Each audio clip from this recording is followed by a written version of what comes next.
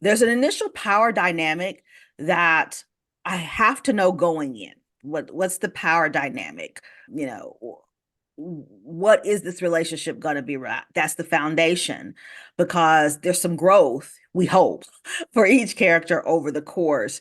And a lot of that becomes a shift in that power dynamic, a shift or some nuance changes. So you have to know that. But then at a scene level, you have to decide what in this scene either relies on the power dynamic, will shift the power dynamic, or will cause conflict as a result of the power dynamic. There's all that going in. And this is what I call this an action adventure romance, because for me, he's a guy with the sword. I sold the book as like Dirty Harry in a kilt meets Mr. and Mrs. Smith, because she's no wilting flower, headstrong, been independent, wants to stay independent.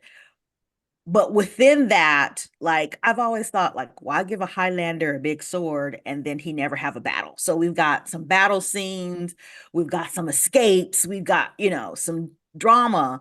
But within that, we still have to figure out, how do these two people who are at odds fall in love with each other? And I need people to see. So when we get to that point where they know they're in love with each other, the reader believes it, right? Like, Hmm. you see the shift in power, you see the compromise, you see whatever, but now you go, "Ah, now I know how she went from thinking he was an annoying, overbearing cad to being in love with this guy."